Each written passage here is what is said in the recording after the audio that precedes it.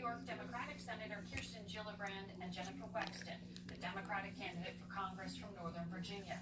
We began by asking why a record number of women are running this year. So you draw a direct line between President Trump's election and the number of women running now. Absolutely. Based on not demographic shifts, but just pure protest? Protest, anger, frustration, and determination to protect their families. You're running in a district that's been held by Republicans since the 80s. Mm-hmm. What you're seeing in terms of your pull ahead in the polls, what do you attribute that to? I attribute it to my background. You know, I'm a mom. I'm a former prosecutor from the heart of the district in Loudoun County, and I'm a state senator who, during my tenure in the Senate, has passed over 40 bills. Why do you feel comfortable saying, I'm a mom and that's a good thing? Because we bring great things to the table. As women, we are able to check our egos at the door and work together to get things done and deliver results. As moms, we are able to prioritize and multitask all the many things that help us as legislators, and we're able to empathize and understand the issues that our constituents are facing. Do you think, though, that in this particular race, it's kind of unusual? I mean, you're a woman running against another woman here, Barbara Comstock. Does that change the dynamic of the race at all? Maybe a little bit, because we are both women, so we can't put it in that frame of a man versus a woman. But when you have a woman who is not voting in a way that helps other women, it's time to replace her. You know, there's a record number of women running against other women, in addition to just being, you know, out there in the first place and putting themselves on the line on the ballot. Would you also attribute it to President Trump?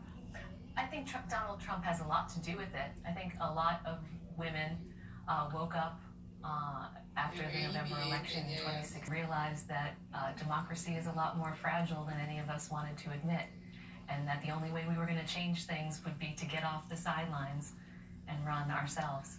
The fact that Donald Trump's been accused by more than a dozen women of sexual assault and sexual harassment alone has infuriated women enough to do something that they might otherwise have not done, taking the risk to actually run for office. But all those things came to light or were accused.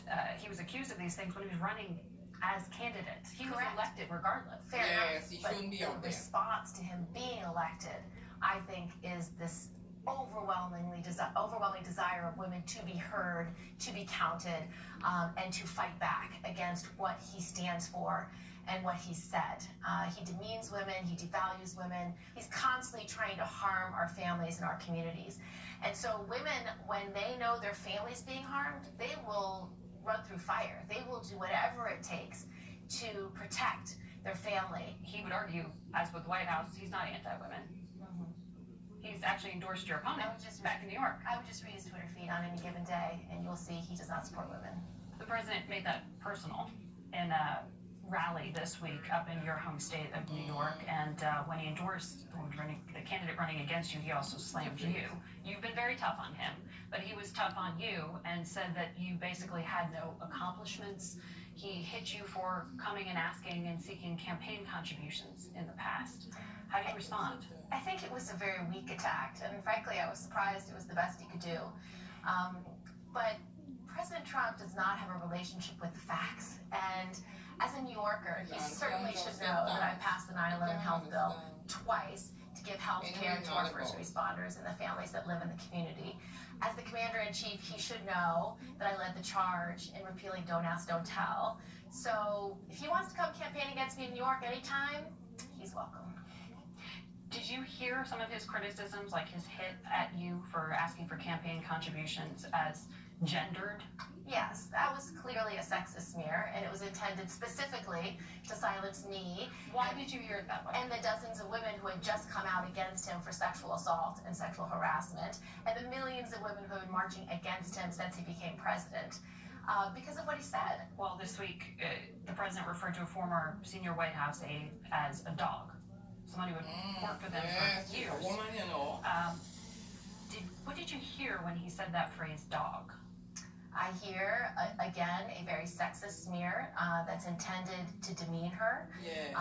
He's used it in the past. He has used racist words also over and over again. He is intending to demean and devalue a former staff member, and he's done that to women of color over the many months that he's been president. And yet, as I say, he's endorsing female candidates in this race. His successful campaign manager, Kellyanne Conway, who's an advisor now, says that it's absurd to accuse him of being in any way sexist, and actually says that she's being treated in a sexist way because she's a Republican and that her contributions aren't recognized by fellow women.